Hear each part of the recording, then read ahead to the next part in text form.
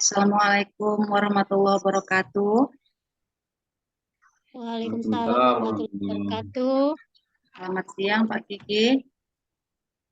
Maaf mengganggu ya, waktunya. ya, Maaf ya Pak, kita kami mengganggu waktu Bapak sebentar. Diri dulu teman saya Ibu Rositawati.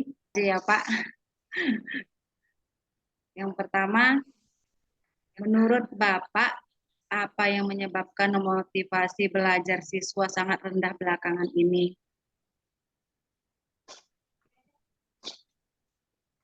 Kemudian, diawali perkenalan langsung.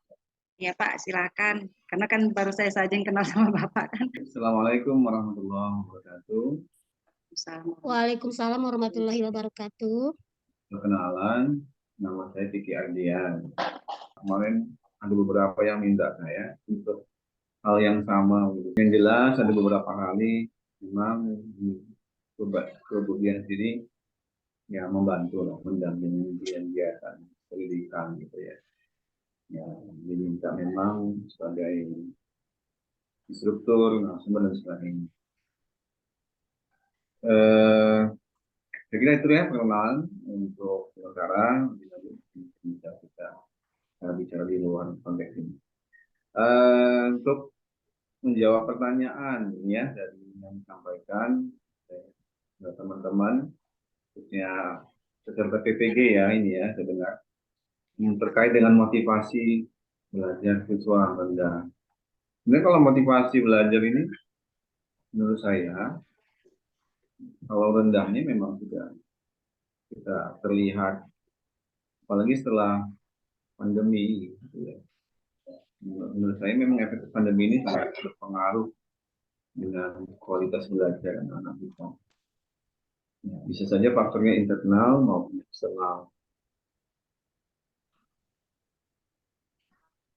Kalau penyebabnya dari internal anak-anak sampai kita, itu saja ini harus disebabkan dengan efek pandemi kemarin yang terbiasa dengan keadaan apa ya santai. Jadi motivasinya secara intrinsik dari siswa itu pastinya berkurang.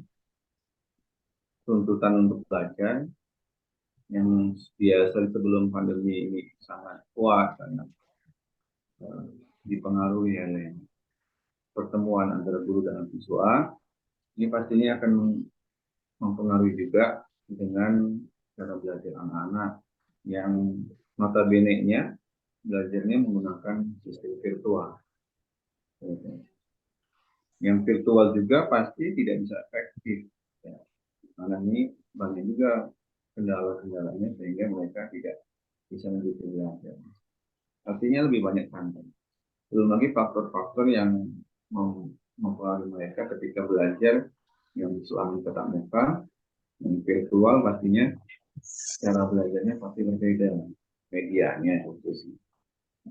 Keterbatasan media sehingga akhirnya mereka stres.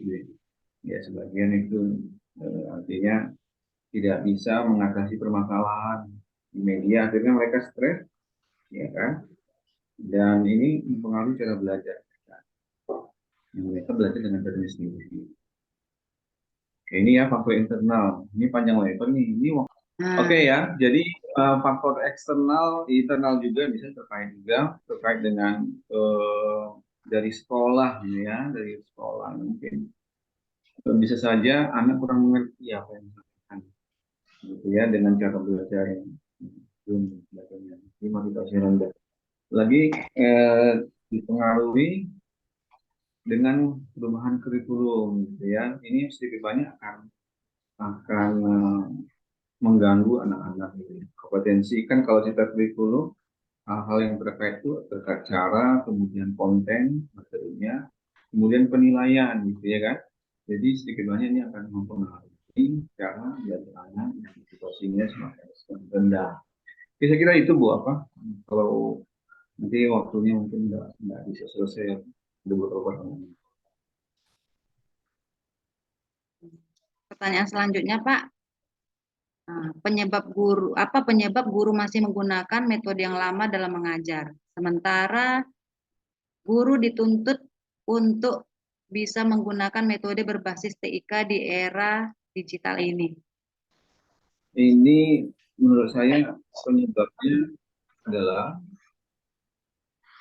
ketertarikan anak untuk membaca itu.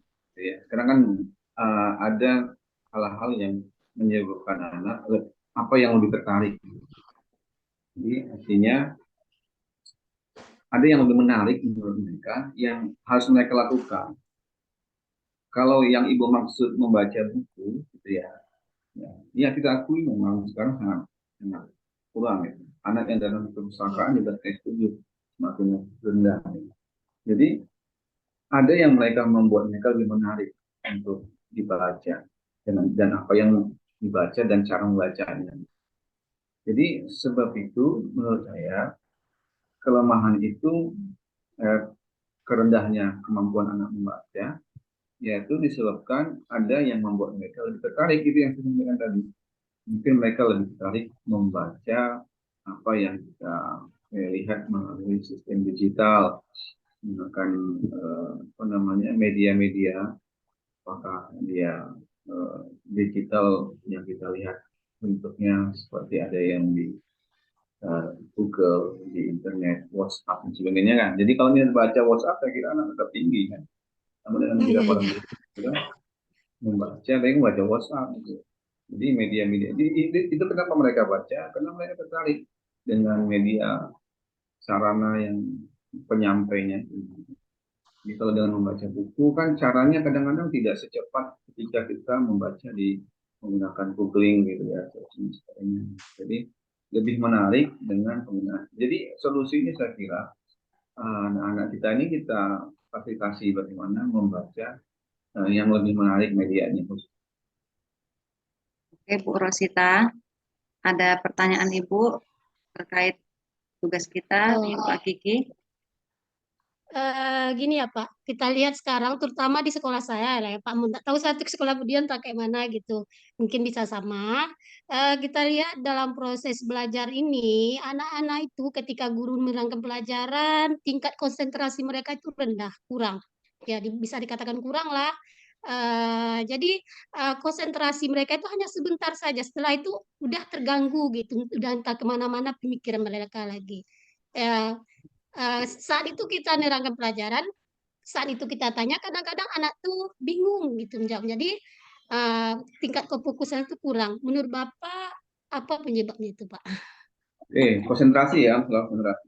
Jadi Iya, kalau fokus itu memang anak-anak tidak bisa fokus, tidak bisa terlalu, nggak usah orang anak apa ya anak-anak dewasa saja seperti itu. Jadi tingkat fokus itu hanya berapa menit saja, itu benar. Jadi saya kira yang perlu diatasi adalah tekniknya itu. Teknik bagaimana kita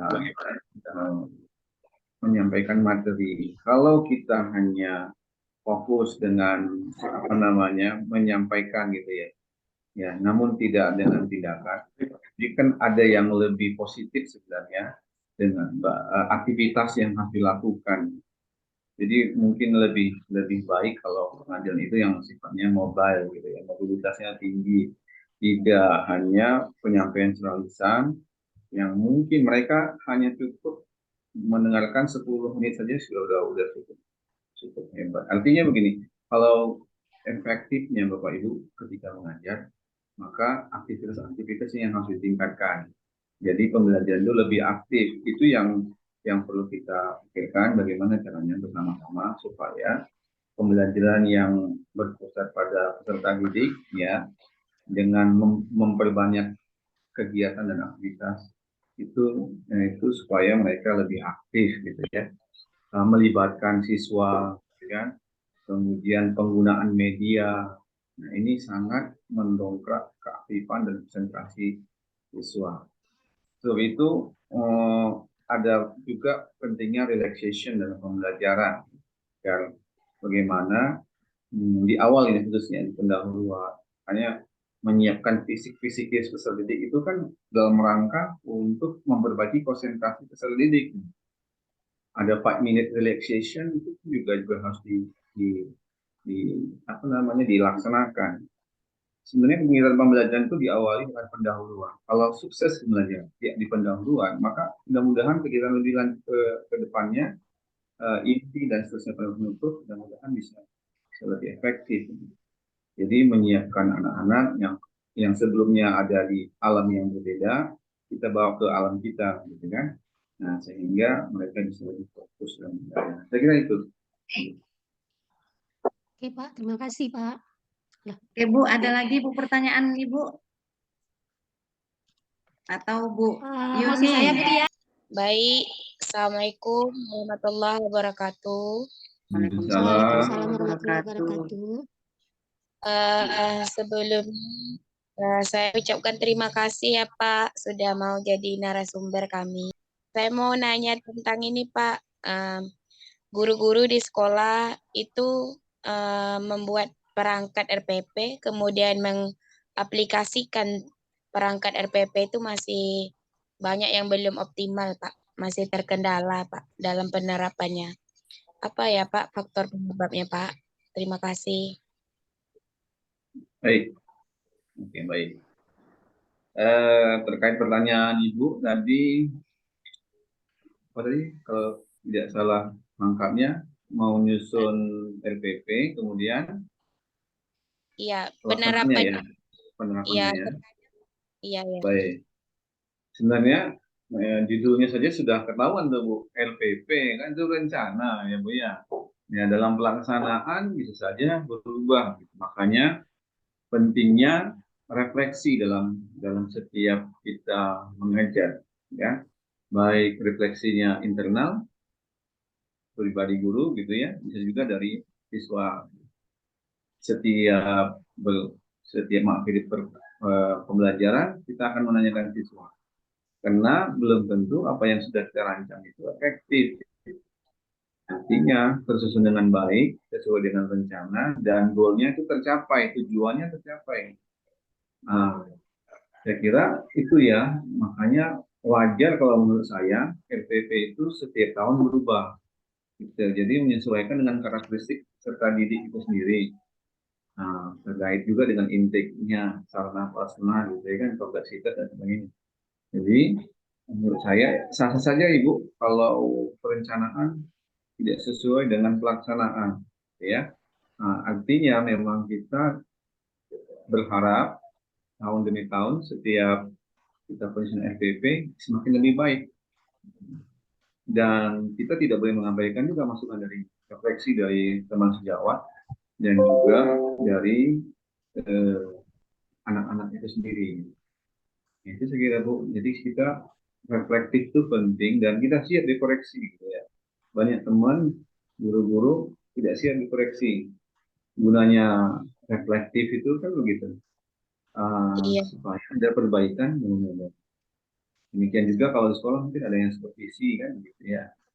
Nah itu iya, iya. memang hal yang sangat wajar. Ibu nggak usah khawatir Bu. Apa yang kita rencanakan nggak sesuai dengan pelaksanaan. That's okay. Jadi planning, kemudian organizing, actuating ya itu kan. Dan yang paling penting di akhir ada evaluating. Kalau sistem manajemen itu kan POAK ya. Di terakhir kita kan ada evaluating. Jadi ketika evaluating itu mana yang menjadi suatu kebaikan, artinya menjadi hal yang positif, kita jadikan hal ini kita pertahankan. Terus yang kurang, bagaimana kita benahi. Saya kira itu refleksinya penting. Oke, saya rasa pemaparan dari Pak Kiki bisa mencakup semua pertanyaan-pertanyaan yang ada di benak kami selama ini. Saya ucapkan terima kasih kepada Pak Kiki karena telah mau menjadi narasumber untuk tugas PPG kami. Adapun bila kami ada berkata salah atau ada yang kurang dari kami mohon maaf ya Pak. Oke, good luck ya semua ya. Ya Pak, doakan Semua. lulus ya Iya, Pak. Pak. Makasih, Pak. Lulus. Ya, makasih. Iya. Ya, Assalamualaikum Amin. Pak. Jangan lupa nanti saran saya ibu-ibu ikut guru penggerak ya. Oke, itu aja. Ya Ya. Pak. Iya, Terima Pak. kasih ya Pak. Yuk. Terima Assalamualaikum. kasih. Ya. Waalaikumsalam. Waalaikumsalam warahmatullahi wabarakatuh.